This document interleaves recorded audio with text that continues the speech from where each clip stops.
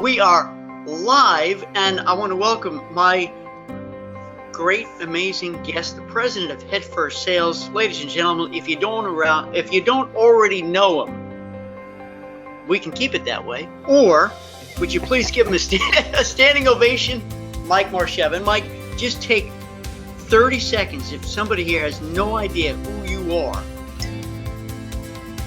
what do you do? Well, since 1984, I have been sharing sales and marketing and customer service related information with professionals in the travel industry. I put a little slant on my information, so we have some fun and we enjoy the learning process. And knock on wood, I haven't missed a meal since 1984, so far so good. And you guys need to know that Mike and I are not only very, very, very good friends, we are also mentors for each other. I consider him, I'm not sure how much I mentor him, but certainly he mentors me. And we're competitors. So we compete for the same gigs. And the greatest joy of all is when we get the same gig, same city, where they're laying it out for you guys, your beautiful travel professionals, and rocking the house. And we actually did it right here in Memphis early this year. We did it in Vegas also. All right, let's get down to business here, Mike. I got 2 pages of stuff that you guys sent in early. If it's your first time here, welcome. I'm Stuart, that's Mike. The way it works is this is the only slide you're going to see. This is not a webinar. You drive the agenda. What's on your mind? What's working? What's not? If you're bold enough and courageous enough, we can give you a microphone a shot, but you got to tell me and I'll turn it on. I can only see you right now. I can't hear you. Did that scare you? No, I can't see you. I can only see Mike. Holly, you already posted a question. Good for you. We're going to get to you momentarily. Michelle says good morning. And Monique, good morning. And welcome. This is the Ask Stuart Hour. It's actually the Ask Mike and Stuart Hour. Mike, we're going to start off with a 15-minute meeting. As you know, I am a big proponent of helping any salesperson, any entrepreneur get in the door. And here's the thing, Mike, you and I both know that all these businesses out there, they're doing the same thing. They're trying to make their own sales. They're trying to sell their own ideas. So here we are trying to get in front of them to sell them on group travel. So it's my 15-minute meeting.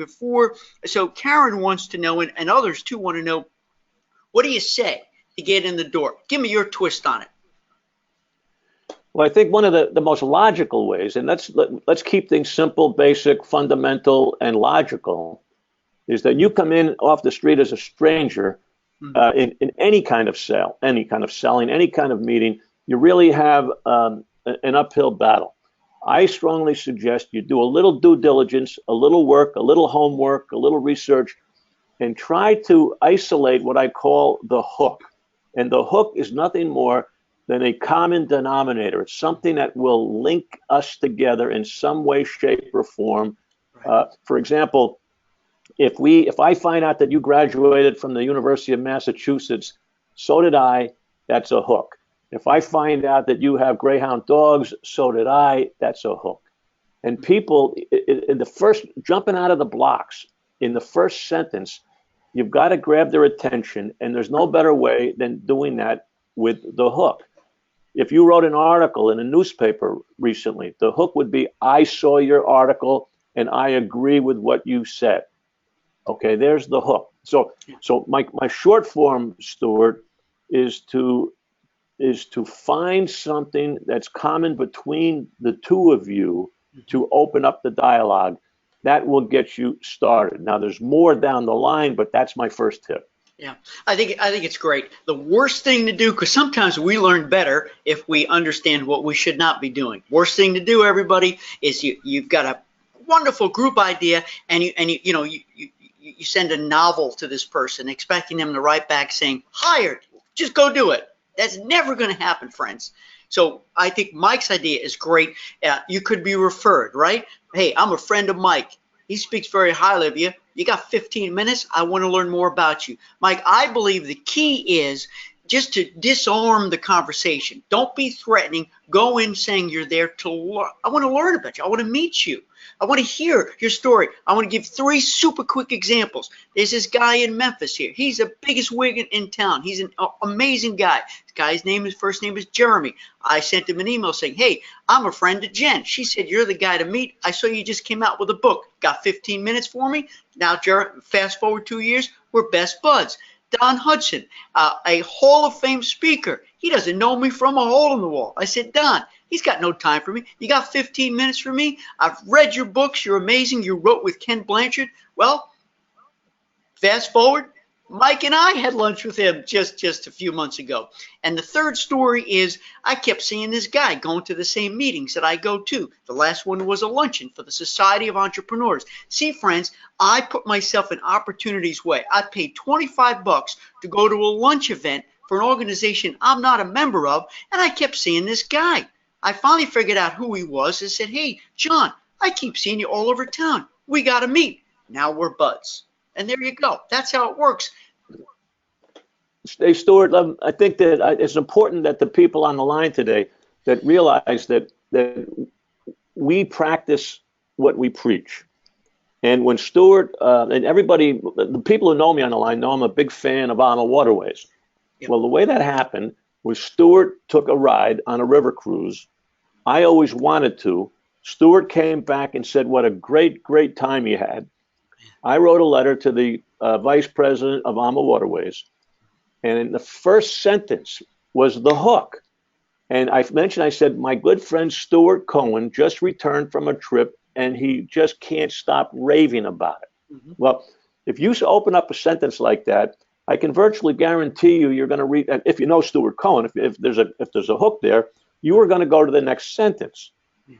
And that has moved on to a 5-year business relationship between me and Arnold Waterways. So, mm-hmm. I mean, it works, folks.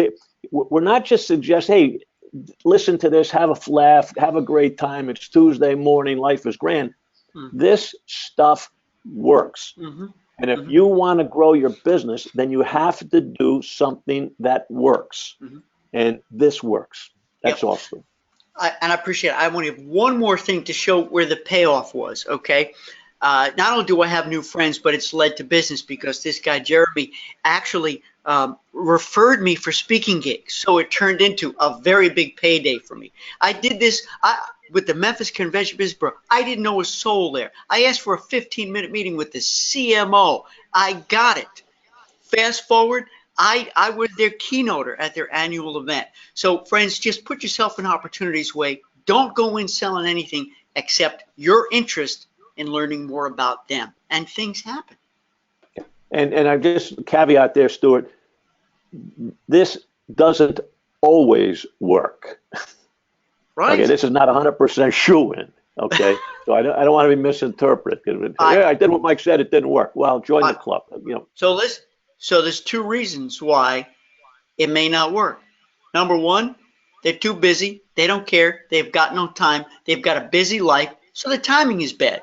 But hold on, 6 months later it might work. Or number 2, and I'm going to quote the great Mike Marchev here. There are 2 kinds of people. You finish the quote. There are 2 kinds of people in the world. Finish it. People you can help, and the other kind. Thank you. And We're done. Just want to focus. That's it. There it is. Any more questions? Got to go. Bye-bye.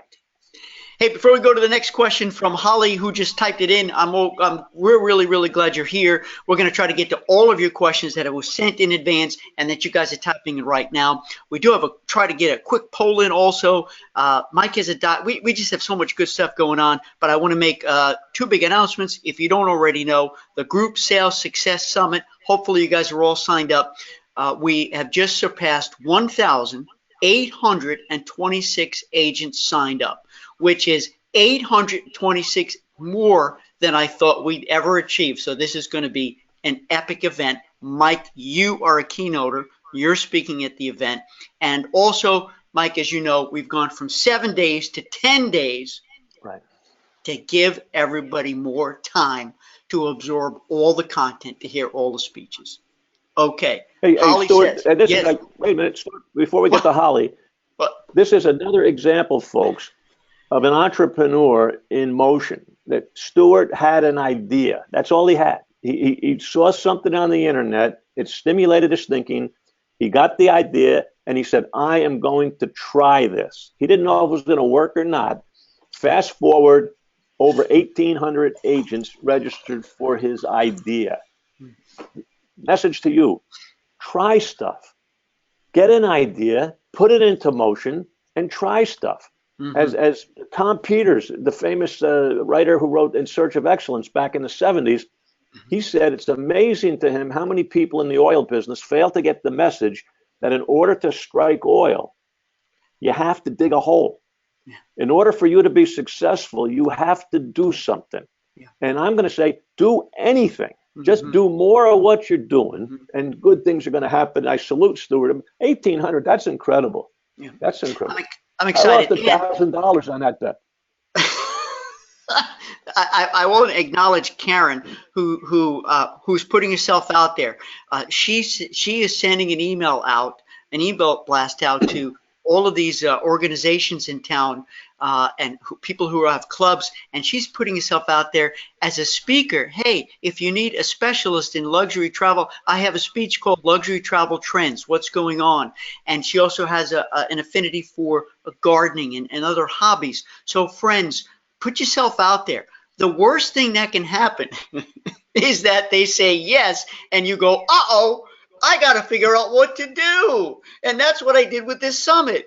Uh-oh, it's a good problem to have. Karen, more power to you. Friends, don't go talk about stuff that you don't really know about, you're uncomfortable with. Talk about stuff you know you love. It's easy. It just flows. All right, let's get to Holly. I'm in the process of creating a new DBA called Bon Vivant Voyages under my travel agency's license. I'm going to exclusively promote Alma Waterways, group cruises, and culinary adventures. Yes, I will still maintain my regular agency, which is more general. I'm creating a new website, blog, Facebook account, and Instagram account. Cool. Is creating just a specific niche a good or a bad idea? What do you think, Mike? Just do that question again, the last sentence. Say it again. Is creating a niche a good or bad idea? Uh-huh.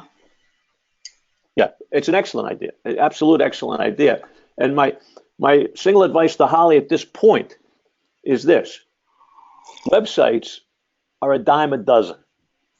Travel websites all look the same. Mm-hmm. If you're going to develop a new website based on your new niche, which happens to be river cruising, mm-hmm. I would like to see, Holly, that the vast majority, don't tell me that AMA has a Danube cruise November 2nd, okay? You can get that information everywhere. Answer, go to my website to learn about the Danube River. Go to my website to learn about Vienna. Go to my website to learn about Budapest. Go to my website to learn about the Seine River and then trip to Normandy and educate me. So people who are interested in river cruising go to your website to get educated on not how many rooms there are on a vessel, but where we're going and the history and educate them. And that will make your website stand out above all the others. Of course, you can book their river cruise, of course, but you're driving them to your website for information, not itineraries. No. Not we leave at 2:00. Who cares? You'll find that out. You have to be the information source. Yeah. To quote Guy Kawasaki, anybody here read any Guy Kawasaki? I recall him saying you need to have create a page, and the concept is, who am I marketing? Who are you?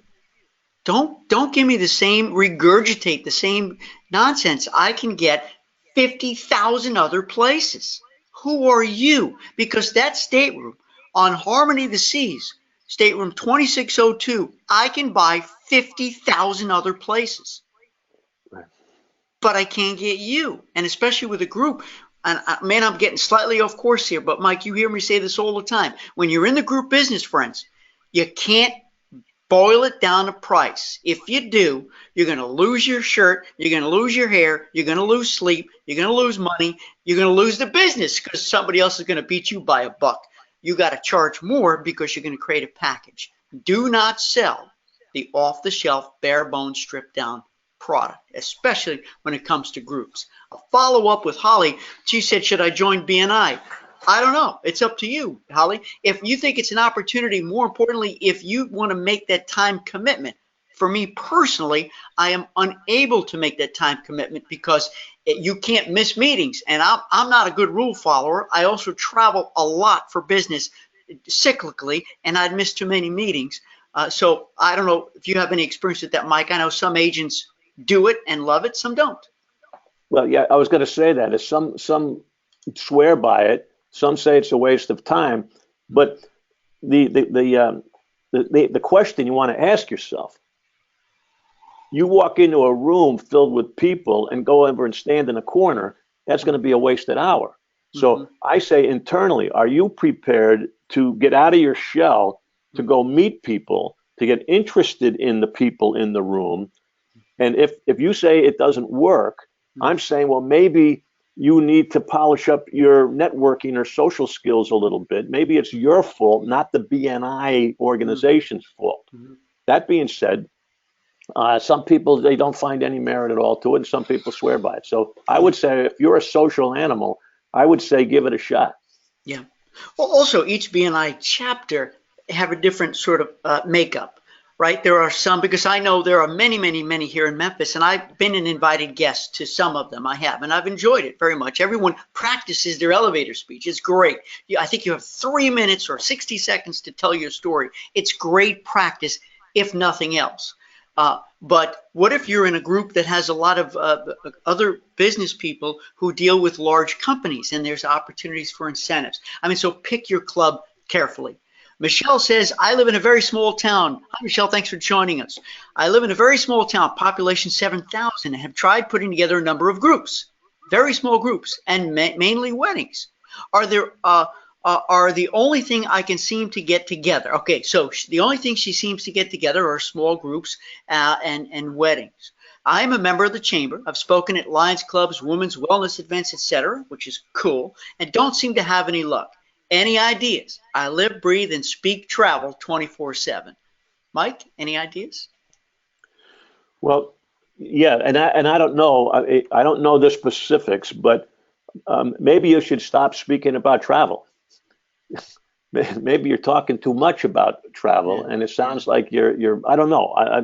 I'm walking on thin ice here, but maybe you should be finding out more about what they do, and be interested in what they do, because the old adage is, in order to become interesting, you must first become interested.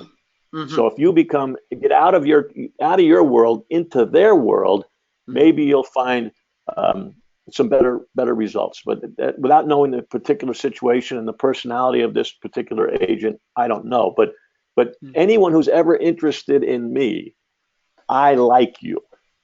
Okay, it goes back to your 5th grade. If you like me, I like you. No one likes data dumps. Nobody likes to be, his travel. I've been here. I've been Prague, Budapest. I've been everywhere. No one likes that. What do you do? Where have you been? What did you like? That's what I have to say, Stuart, without going for 2 hours. Yeah, no, it's great. And, we have a lot of agents, and some of them are already in group boot camp who are in small towns. What do you do? How do you thrive? How do you survive? So a couple of quick thoughts there is, number one, you don't necessarily need to be limited to your city. The internet gives you access to the world. So can you take your passion, your specialty, your niche, and write about it and build a list of people that go beyond your location, your 7,000 person area? The other part is, don't underestimate small groups. One of our speakers, Mike, and you know him, Jeff, he's the publisher of Leisure Travel News. He just sent me his keynote. It's awesome. And he talks trends. One of the trends is towards more frequent, smaller groups. Friends, don't underestimate smaller groups, because they may travel again and again. Those small groups could become big groups. I bet you people in those small groups have friends and family that live outside your little town. Before you know it, it can snowball. It could grow. So just an idea. And do you have any businesses in there? Any businesses or salespeople who they live there but work for companies in big cities? Maybe they do an annual incentive. I don't know. I'm just saying. Get up and get out. Kay says, I've tried to sign up for your summit. I didn't receive an acknowledgement. What do I do?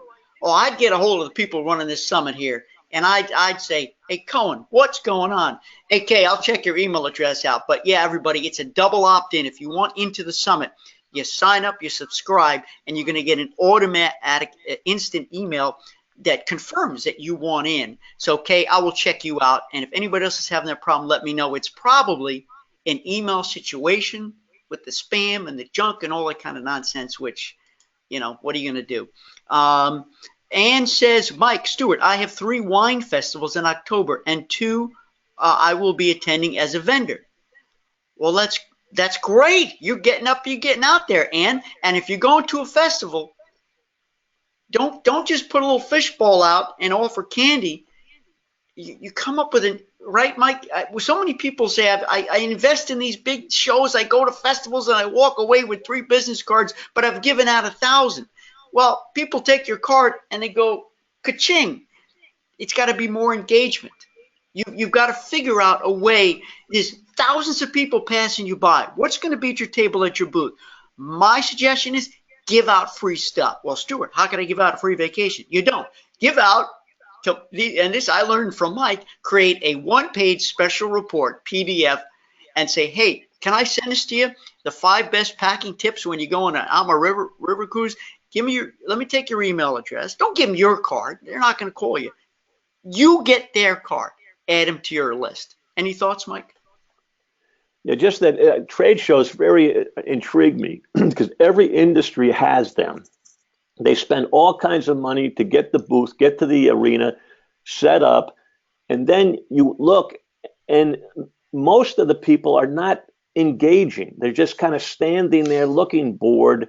And I want to remind the people that you're a magnet. And as a magnet, everybody's a magnet, but you have the power to either repel people or to draw them to you. So if you're going to invest the time behind a booth or a table, I want you to remember the little things that attract people. It's your attire, number 1. It's your face, your facial expressions, number 2. If you're 5'4", I want you to stand 5'4". I don't want you to stand 4'8". Okay, right. Use your body. Be proud of yourself. Stand tall. Look people in the eye as they go by. Have something on your booth, and don't think you're going to hit a home run with 4,000 people. You're looking for that 5 or 6 or 2 or 4 people who really make sense, and you want to attract them into your world. Don't give them a data dump. Set it up for the next step. And the next step is for you to contact them with more information as we move the selling process forward. Selling is a process. The trade show is just the initial introduction. Yeah. And your mission is not to sell. Your mission is to build your list.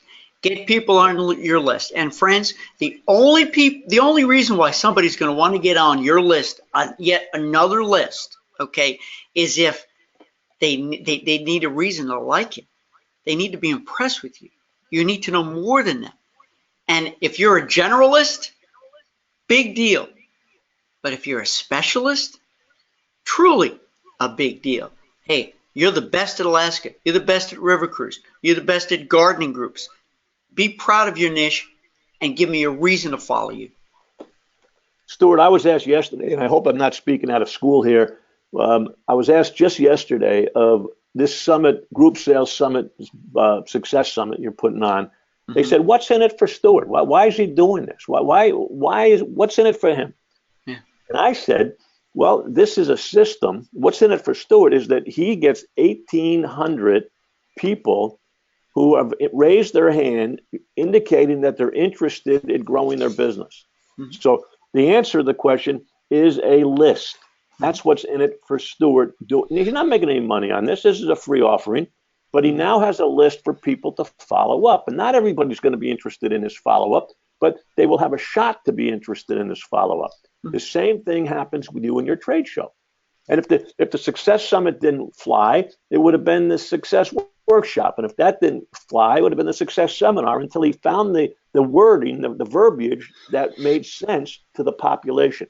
You at the trade show must find that hook that people will say, "Hey, give me one of those. Give me one of those." And it starts the relationship, and your list will grow. Right. That's just it. And when you go, you want that person to go home saying, "Wow, I met Holly at this show. And wow, we got to call her. We got nephews or cousins or parents who maybe we don't need to book with her, but we got to let our friends know. So you see, that person you meet could be the referral to some. They may never book with you, but they may be your best referrer. Keep that in mind too. Hey, quick follow up. Karen had asked on the 15-minute meeting, what if they say no? You give it your best shot, and they say no. So that's going to happen the majority of the time, friends. Just expect it.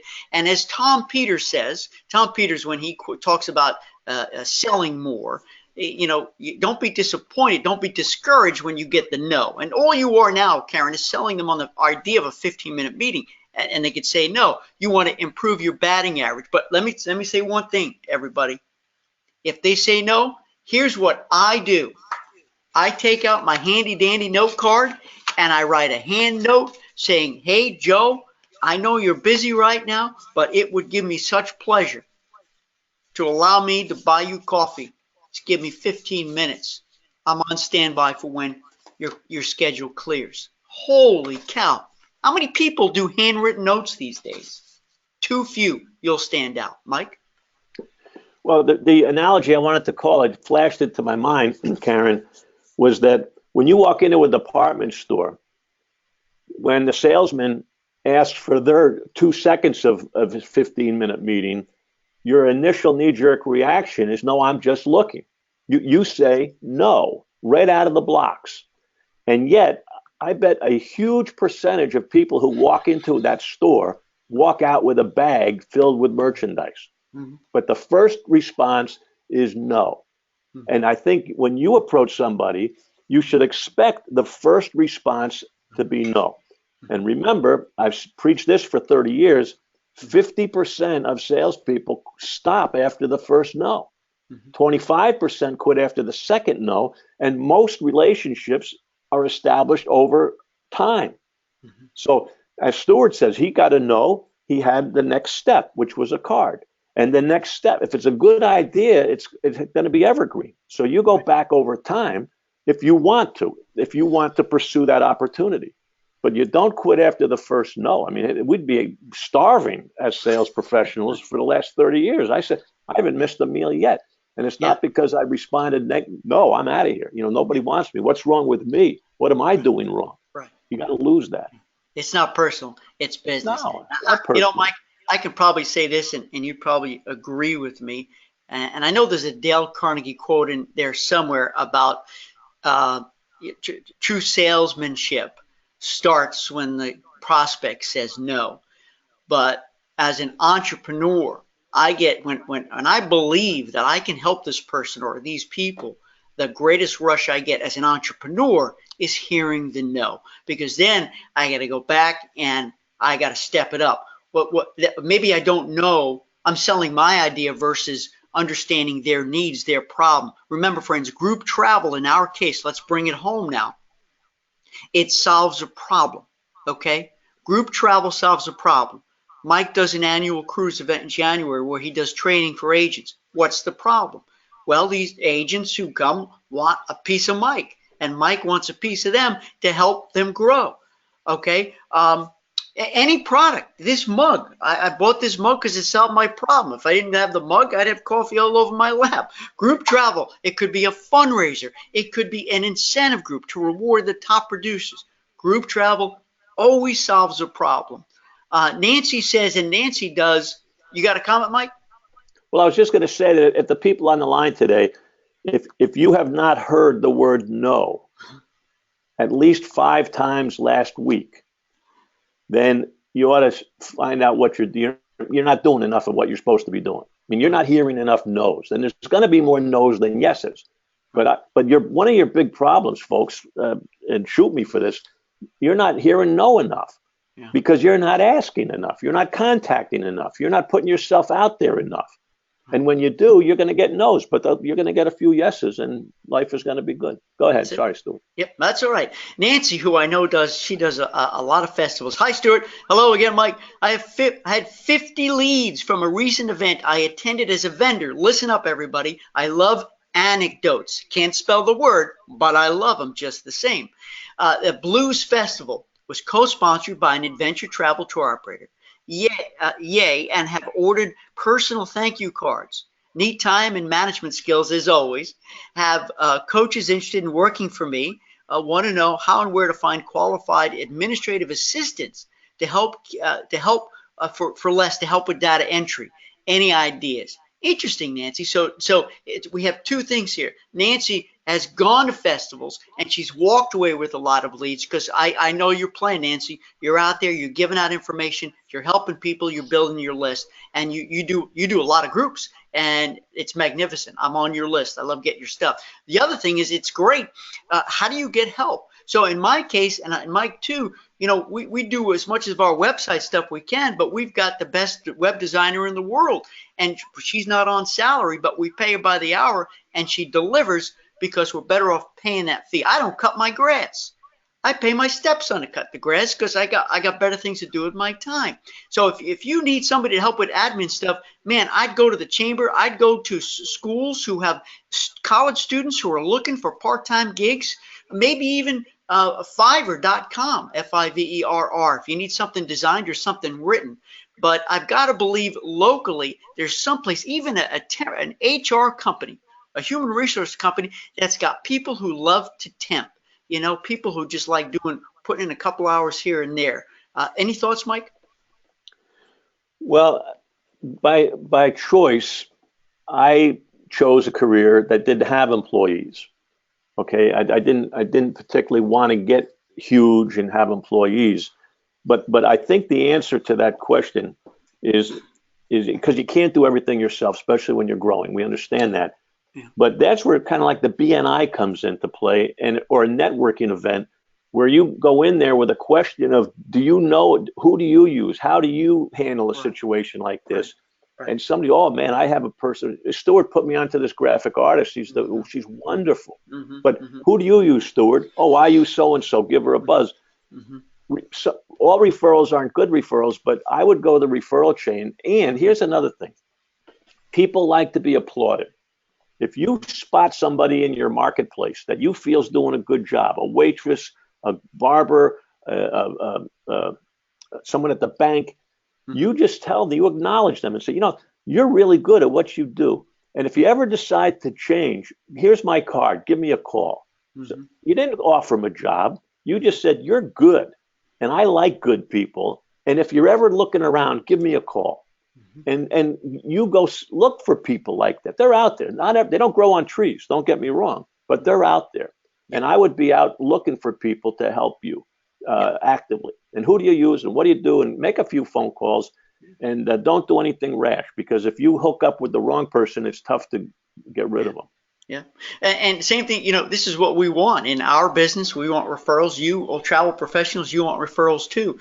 And you'll see the names that bubble up are always going to be the names that other people trust and are happy and eager to promote. We're happy and eager to promote our web designer if anybody should need help, because we believe in her. She does great. And I would hope that somebody says, oh, you've got to call such and such. She does my admin stuff. He does my admin stuff. Great person. Shauna says, hi, Stuart. Hi, Mike. When promoting these groups on Facebook, public posters, so forth, should we include price or have them contact us for it? Thank you. So, Shauna, I'm going to take this one on. I'm assuming you're talking about an affinity group. Real quick, friends, in case you don't know, there's a big old difference between an affinity group and a promotional speculative group. Affinity group is a real group. There's a glue that binds. There's a reason these people want to travel together.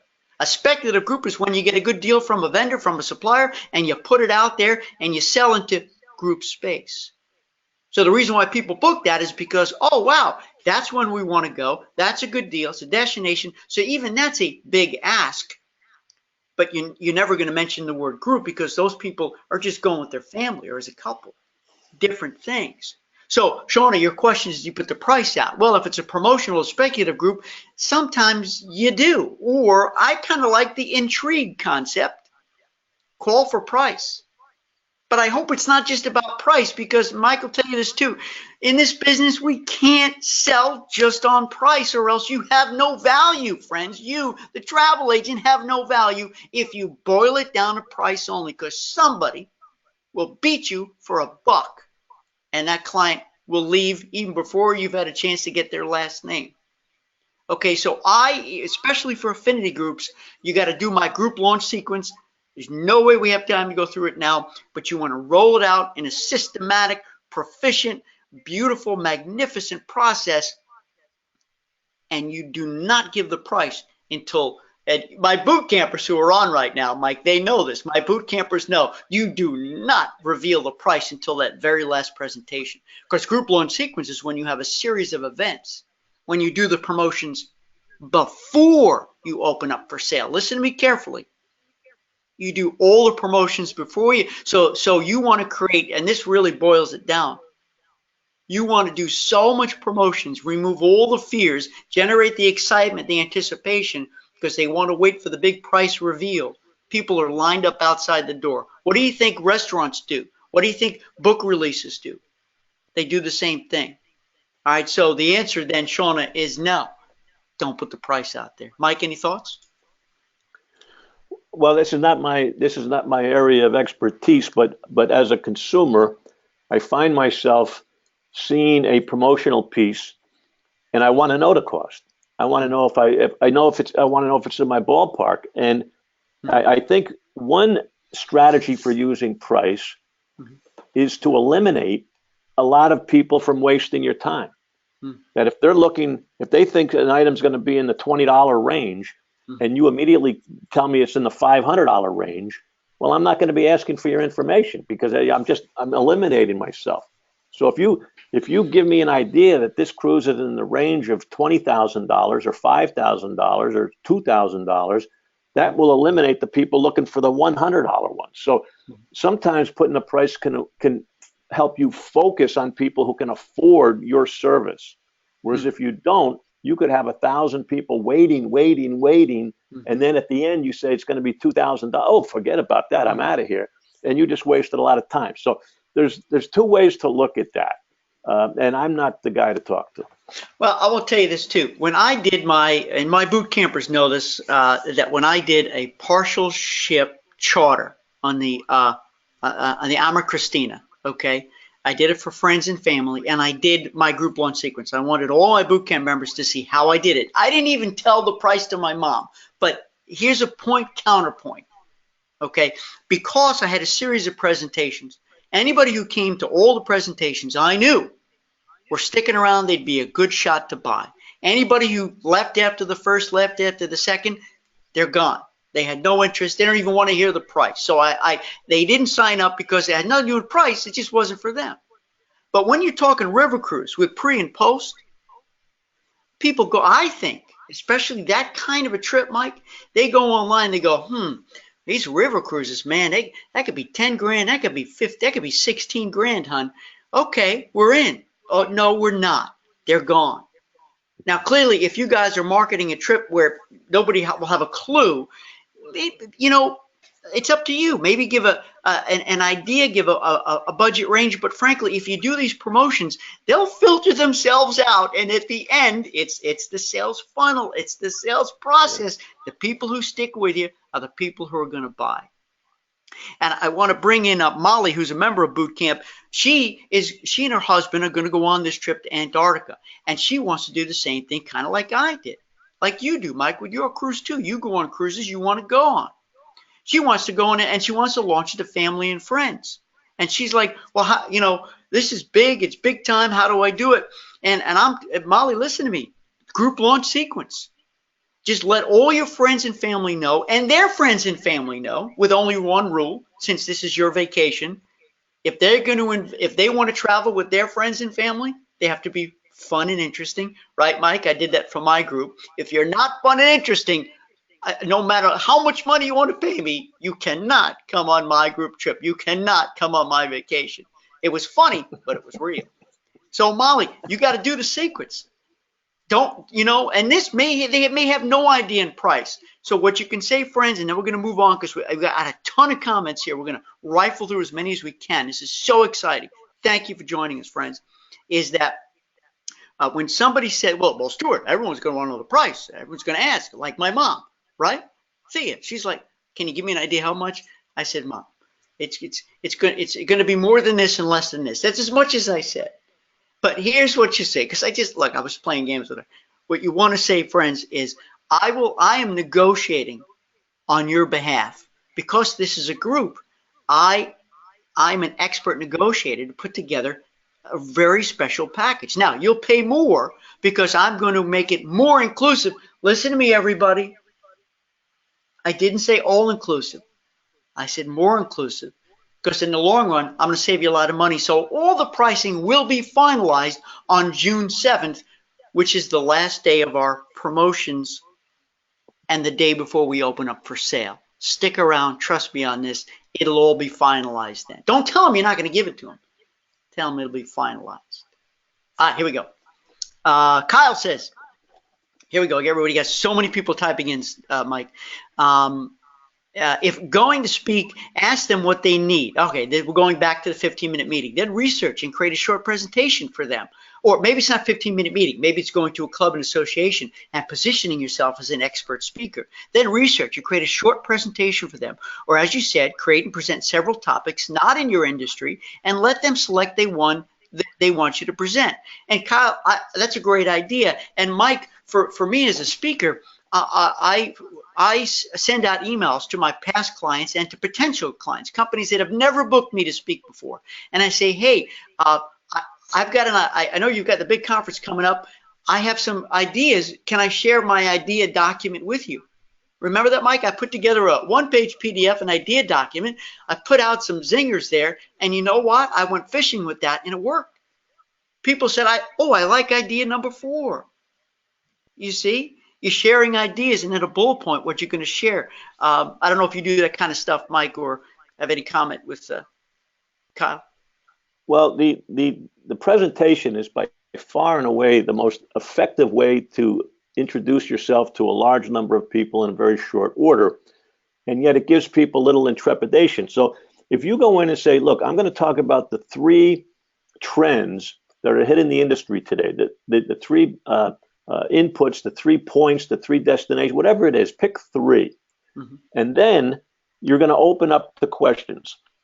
And no one's going to ask a question. You're going to ask for 15 minutes, but you're only going to talk for 7. Mm-hmm. Then you're going to say, are there any questions? There are no questions. So then you grease the skids with 3 questions that you've brought with you. You say, well, mm-hmm. Let me get things started by answering the 3 questions I get most mm-hmm. about this subject. Mm-hmm. And you mm-hmm. ask the question and you answer it. Then you ask question number 2 and then you answer it. Mm-hmm. By then, you'll have greased the audience and they will come back with their questions on their own, and you will have the time of your life. The 15 minutes will turn into 40 minutes mm-hmm. and it'll just be a wonderful experience. So prepare a 7-minute 3-pointer, mm-hmm. have 3 questions to grease, and then have the time of your life. That's great. I love it. Nice and simple. Speaking of questions, I'm going to launch a poll right now, friends. I think it's live. Do you guys see the poll? If you see the poll, go ahead and vote. We'll leave it up there for a few minutes. Hans, who is a boot camper, also with Mike in his inner circle. And Mike, make sure you give a plug to your inner circle. One of the things that we talk about all the time is using surveys. I want to know if you do use surveys, if you use any of the ones not listed there. And I didn't want to make a long list because a great way, friends, to engage people is to ask questions. Don't send a survey and ask, if you like the way we serviced you, would you rate us? No. That you pick up the phone and you ask, hey, how'd I do for you? Did I do okay? How'd people on my team do? But what you want to do is create a survey that doesn't inspire or threaten people, that you're asking them to make a commitment to book. So step 1 of my group launch sequence, my boot campers know this, is the shot across the bow, which is the initial survey. And it has to be innocuous. Mike, look it up. Innocuous. It can't be threatening. If I answer this. 2 ends. If I answer this, hold on, close poll, share results. Here we go. That I'm not committing to buying something. Friends, if you're going to do a survey, you can't make people feel like they've been committed that they're going to buy something. And I did this survey with my River Cruise. Hans, I sent you well, you have it at boot camp. If any of you guys want to see the survey I created, which was the first shot across the bow to get people interested in river cruising without selling them anything, I'll send you the link. Send me an email. I'll send you the link. So there we go. SurveyMonkey came in head and shoulders above the rest. JotForm came in kind of low. I'm a big early adopter of JotForm. There's a fee for that. Google is tied with JotForm, and MailChimp, which I also use, is there. So there are the results, friends. Hans, I hope that helps. SurveyMonkey sure looks big up there. Are we back on? Yeah, we're back on. So, friends, let me just yeah. Stuart, if I may, just on surveys, folks, because it seems to be the trend in the industry, the world today. I get a lot of surveys from everybody these days. They must have gone to Stuart's program, but keep them 3 questions. I mean, I'll give you 3 answers. I'm not going to give you 20 answers. I don't even think I'm going to give you 10 answers. I'm a busy guy. They're busy. 1 or 2 or 3, but make sure that the information you get is meaningful to you. Ask the right questions that's going to help you move your business forward, and 3 might be it. Another piece of advice, the reason why corporate suggestion boxes did not work is because the people stopped suggesting because they didn't feel management was listening. So if somebody fills out your survey, I don't care where you find the time, but find the time to thank me for taking the time to fill out your survey. Share the results. Whenever you put a survey out, friends, tell everybody, in 3 days, I will share the results. Most of the time, nobody ever shares the results of the survey they're participating in. That would get me more inclined to fill it out, and also I know it's on a limited time. I've got 3 days. Share the results. Let people know. Hans also says, do folks use follow-up surveys for client feedback? I don't know, you guys. You tell me. Do you guys send out surveys for client feedback? If so, as Mike said, make it real short. And I'm a big believer, friends. Hans, you've heard this before, in the 1-question survey. And the 1-question survey is truly 1 question, but it gives multiple options, right, Mike? So people can click as many as they want. One final thing, it's a great way, friends, to segment your list. If you have a list of 1,000 people, by using surveys, you can say, okay, these people want to do a future river cruise. These people only do land, so I'm not going to send them a cruise opportunity. It's a great way to segment and categorize. Stuart, and this may put an end to the whole program right here, but people today, and I do surveys. Surveys are good. I like surveys if you keep them short. But I have a problem, and I'm just about done. You know that. I'm on the downside of the curve. I'm old. But people text today back and forth, like my son and my wife. Hey, honey, pick up the phone, call the boy, and you're going to have your answer in 2 seconds. Your top clients, call them. Don't survey them. Don't text. Call your clients up and ask them the questions. If they mean something to you, put you in the equation. Take them out of if you have 100 people, send 97 surveys. That's okay. But the 3 that are most important to you, call them up on the telephone. Put your voice in the game, and I think you're going to be better off. You're flattering me when you call me. Not just one of 100 people on a survey list. I agree. I signed up, but air conditioning business is a very competitive business. I signed up for an annual contract. The guy was here. He did his annual thing.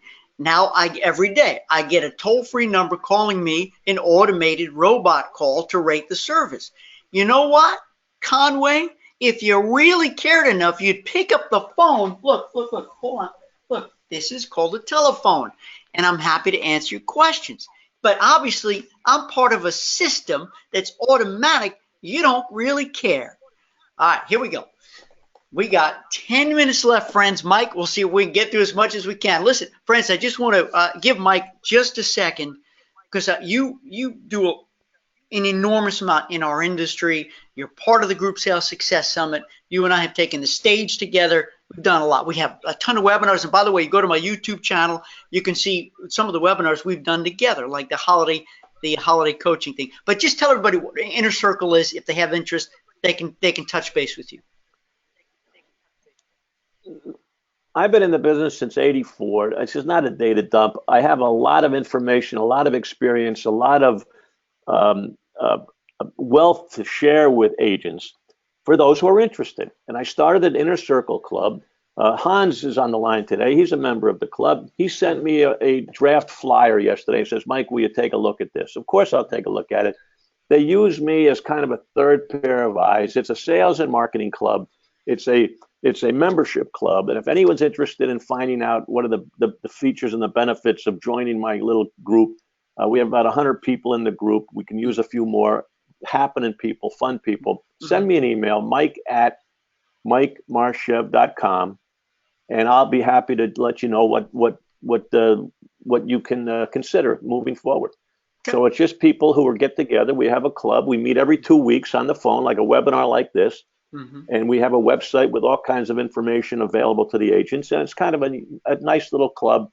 And if anyone's interested, mike@mikemarchev.com, I'll be happy to fill you in. Bingo. Yeah. What's amazing is if you join today, you won't miss what happened yesterday, because Mike, you have a phenomenal archive, a library of all the stuff you've ever done. I mean, it's vast. So friends, just check it out if you want. Mike@mikemarchev.com.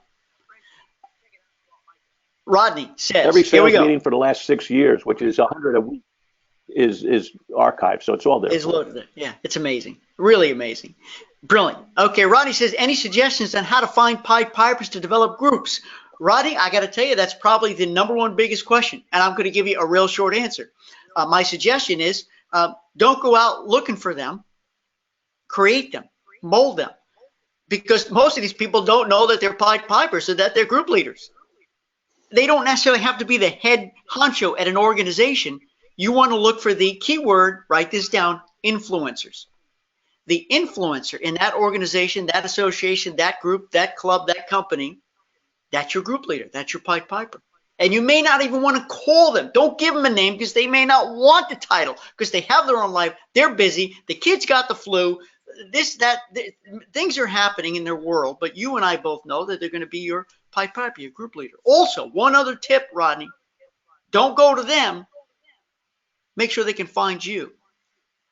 How can they find you? Are you doing stuff? Are you putting out good stuff? Being generous in the marketplace to put out good vibes, good karma, so that people come to you and say, hey, listen, I hear you're the group guy, you're the group gal. Can you help me?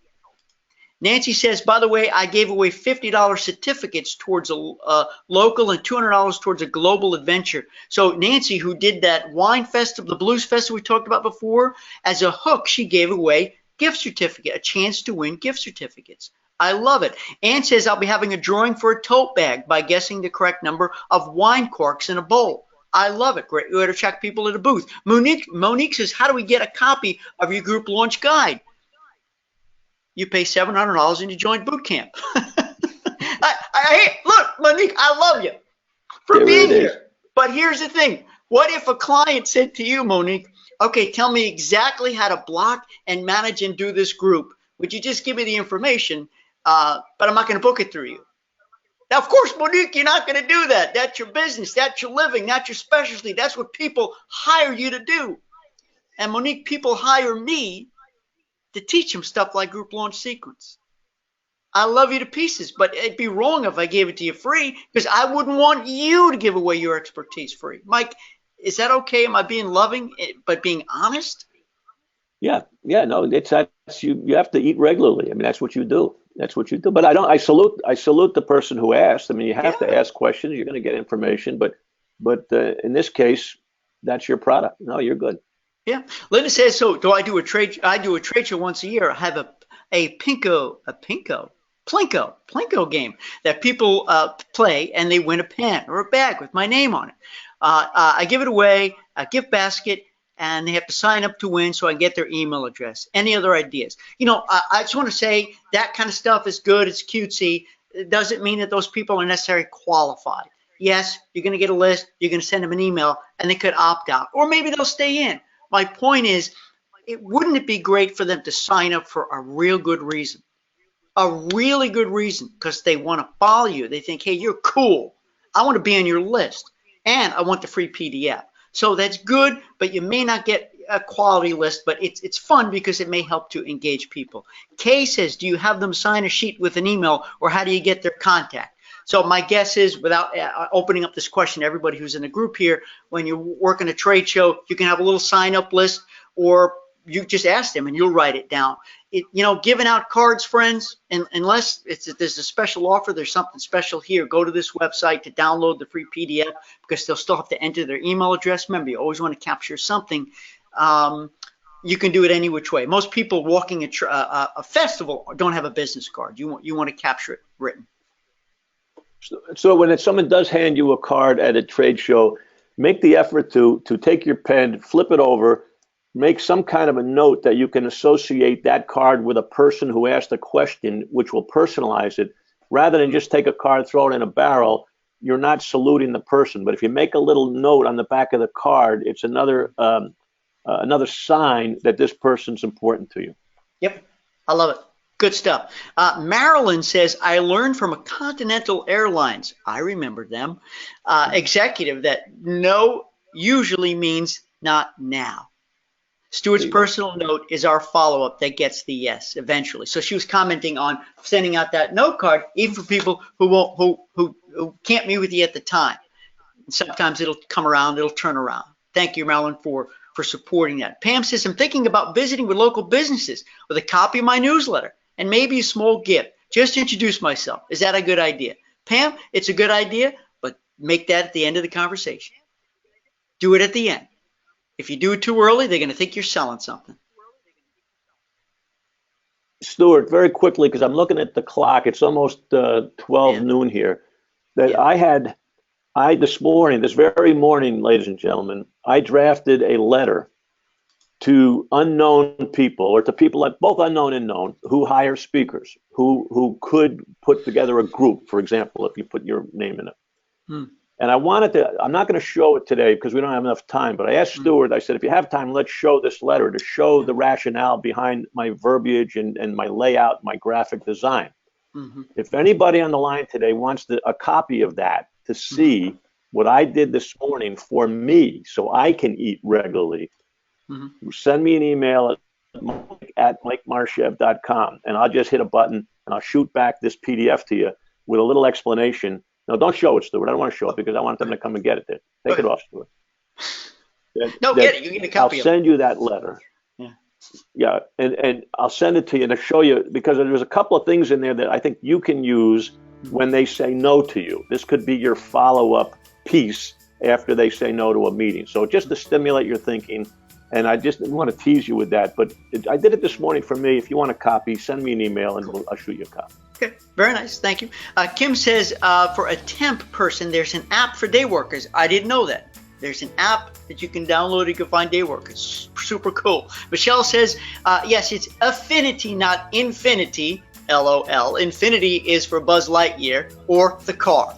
Yes, thank you very much, Michelle, for making sure, because it's so true. I hear people all the time calling it an infinity group.